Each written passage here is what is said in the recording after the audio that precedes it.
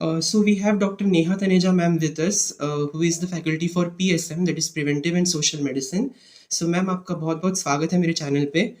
So ma'am आपने अपने concepts crisp concept से पीएसएम को इतना इजी कर दिया है कि चाहे वो एफएमजी स्टूडेंट्स हो चाहे नीट पीजी स्टूडेंट्स हो, सबके लिए पीएसएम जो एक डिफिकल्ट सब्जेक्ट हुआ करता था, आज बहुत स्कोरिंग सब्जेक्ट बन गया है.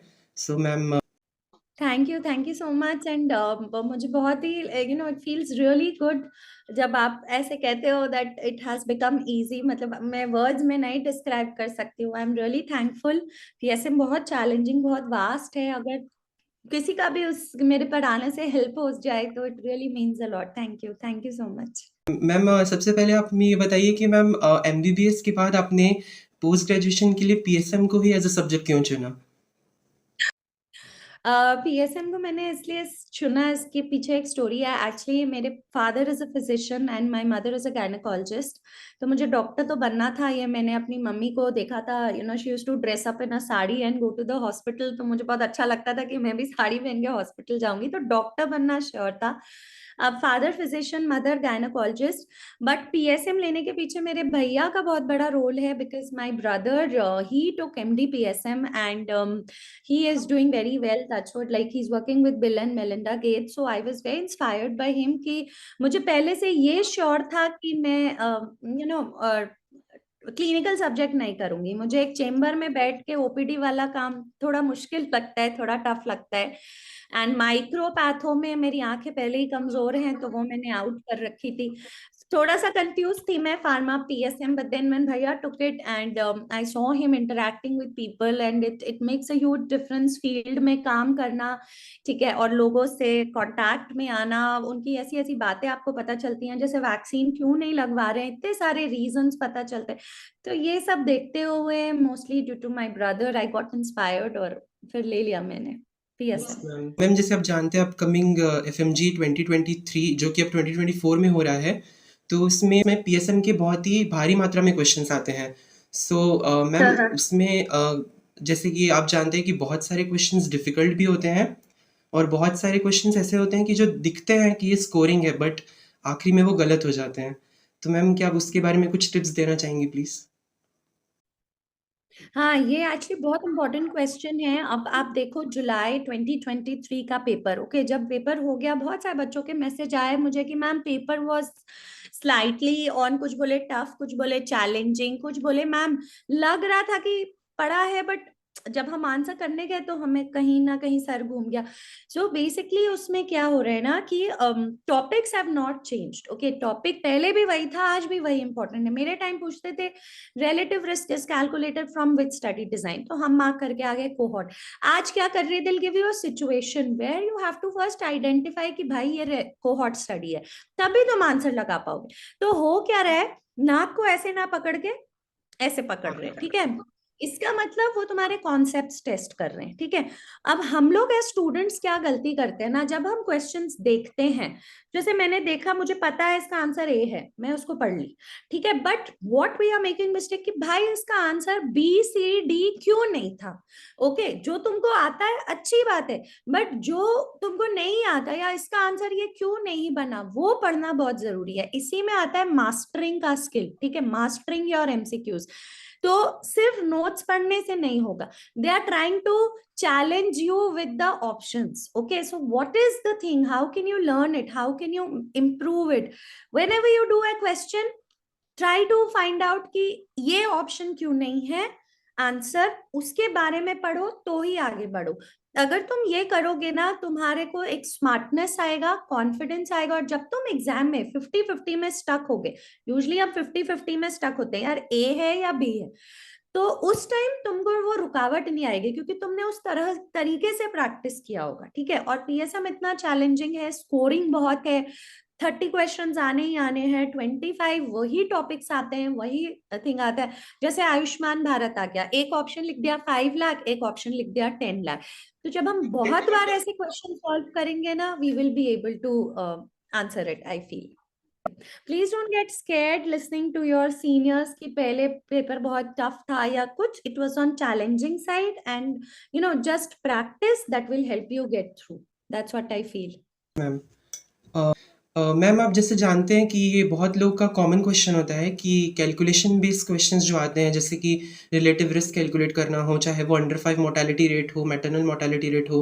तो मैम ये क्वेश्चंस, जैसे एफएमजी एग्जाम तो सीबीटी होता है computer based, we don't have pen and paper along with us. So ma'am उसको कैसे, क्योंकि कभी कभार ये होता है कि कैलकुलेशंस कभी कभार लेंदी भी आ जाते हैं और वो क्वेश्चंस स्कोरिंग होने के बाद भी रॉन्ग हो जाता है। हाँ, ये बहुत अच्छा सवाल है। न्यूमेरिकल्स, इसको बोलते हैं न्यूमेरिकल्स का डर। Yes, ma'am. बच्चों के मन में ना एक डर बैठा हुआ है कि न्यूमेरिकल आएगा कैसे करेंगे। जब मैं क्लासेस भी लेती हूँ, कोई ना कोई बच्चा जरूर पूछेगा कि मैम पेपर पेन तो मिलता नहीं, कैसे करेंगे। तो प्लीज एक चीज याद रखो, इसके लिए सबसे पहले डर के आगे जीत है। न्यूमेरिकल आएगा, गारंटी नहीं है पर आ सकता है। प्लस पेपर पेन नहीं मिलेगा। Acceptance is bliss, please accept this, you will not get a paper pen. So अब आप इसको सॉल्व कैसे करेंगे? The first thing how you will solve is कि फॉर्मूलाज यहाँ होने चाहिए। उसके लिए एक पेपर में फॉर्मूला लगा के स्टडी टेबल के ऊपर लगा दो, या फोन का उसको स्क्रीन कवर बना लो। फॉर सम टाइम उसको बारी बारी देखते रहो, ठीक है। और जब भी न्यूमेरिकल आए, रिमेंबर करो कि ये फॉर्मूला तुमको आता है। देन ट्राई टू विजुअलाइज, सोचो कि तुम्हारे सामने पेपर है, मतलब ब्लैक बोर्ड है, ठीक है। वहां पे ऐसे करो, ABCD मैम ने पढ़ाया था, you know, try to visualise it in front of you and then see what values are given. And the other key to solving a numerical, please remember, वो आपको टफ नंबर्स नहीं देंगे। they will give you numbers which you can do the calculation. Tough number, कोई बड़ा number लिखा होगा but वो calculation का पार्ट ही नहीं होगा। If you have done your numericals you will see that वो Yes. कुछ नंबर्स देते हैं बट शायद वो उस कैलकुलेशन का पार्ट ही नहीं है। That you have to figure out. Again try to practice at least 3-4 numericals every week so that and be very sharp with the formulas. That's how you can and get over the fear. Again keep practicing, डर जाएगा और आप hopefully कर लोगे। Yes, ma'am. Trust me, it is scoring. Yes ma'am. Yes ma'am. Ma'am so FMG अभी कुछ ही दिन दूर है मैम। सो मैम ऐसे आप कोई 2-3 टॉपिक सजेस्ट कर सकती हैं जो एफएमजी में, ये तो मैम कंफर्म है कि पीएसएम से ये टॉपिक्स आएंगे ही।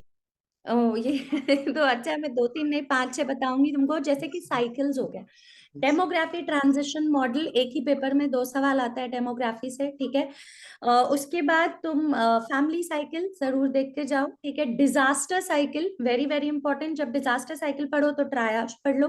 कम्युनिकेशन साइकिल, कम्युनिकेशन साइकिल का वे एंड ऑल्सो कि उस वो मतलब उस साइकिल में से कुछ भी आ सकता है। Planning cycle you might not gate, but ये 4 साइकिल इंपॉर्टेंट है।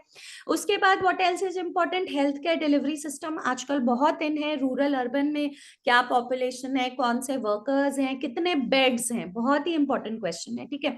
उसके बाद occupational health and ESI act. Occupational health में भी अगर सीमेंट इंडस्ट्री में काम कर रहे हैं, क्या होने का डर है, asbestosis, silicosis, the radiological appearances, that is very important, ठीक है। ESI एक्ट जरूर पढ़ के जाना है, पीछे वाले चैप्टर्स एक्सट्रीमली इन है, ठीक है। Then if I talk about your health education communication, 1 way 2 way, panel discussion और सिंपोजियम में क्या डिफरेंस आता है। प्लस फॉर्मूलाज में मैटरनल मोर्टालिटी का डेफिनेशन बहुत पूछते हैं, ठीक है। डिजीजेस की बात करें, हमेशा मैं बोलती हूँ रेबीज, न्यूमोनिया, टेटनस। पिछली बार टेटनस आया, इस बार फिर से रेबीज या न्यूमोनिया कुछ आ सकता है। मीजल्स, रैशेस से लेके मीजल्स वैक्सीन सब आना चाहिए। बहुत ताजुब की बात थी कि जुलाई में वैक्सीनेशन नहीं आया, ठीक है। इस बार NIS नेशनल इम्यूनाइजेशन स्केड्यूल आपको एग्जाम में आ सकता है, उसको पढ़ के जाना। ओपन वाइल वॉल पॉलिसी जरूर पढ़ के जाना है, ठीक है। प्रेग्नेंट वुमन का प्रोटोकॉल पढ़ के जाना है। Other than that I would say approach to any study design, identify कैसे करोगे वो। एंड हाँ, प्रोग्राम्स में TB HIV का वो जो मैनेजमेंट है, post exposure profile access, and last एक मैटरनल हेल्थ इनिशिएटिव्स में सुमन प्रोग्राम, सो लाइक ये पढ़ सकते हैं। एंड ऑल दीज टॉपिक्स मैंने लास्ट रिजॉर्ट रिविजन में कवर भी किया हुआ है ऑन यूट्यूब प्रेप लैडर पे, वो देख सकते हो। But these are some of the topics जो हाँ जरूर करके जाना, like it is important. International health, yes that is one more important, and biomedical waste. Yes ma'am. या सो मैम काफ़ी सारे डाउट्स हैं जो आपने ऑलरेडी क्लियर कर दिए हैं। एंड मैम इससे बहुत हेल्प मिलेगी स्पेशली एफएमजी स्टूडेंट्स को जो अपकमिंग 15 डेज के बाद एग्ज़ाम देने वाले हैं। So ma'am thank you so much for giving your valuable time. And ma'am thank you for clearing all our doubts. हम आपको यूट्यूब में हम रेगुलर फॉलो करते रहते हैं, आप जो सेशंस डालती हैं और जो थैंक अलग-अलग प्लेटफ़ॉर्म्स पे भी आपने सिखाया हुआ है, प्रेप लैडर हो चाहे अनअकैडमी हो, आपकी क्रिस्प कॉन्सेप्ट्स के कारण ही मैम बहुत ज़्यादा ईज़ी हो गया है सब्जेक्ट। सो मैम सबकी नहीं ओर नहीं से थैंक यू, मतलब मुझे बहुत अच्छा लगता है बट आई होप कि मैं थोड़ा और इजी कर पाऊँ and I wish you all the best. Thank you for calling me. Thank you so thank you much. So much ma'am, thank you so much.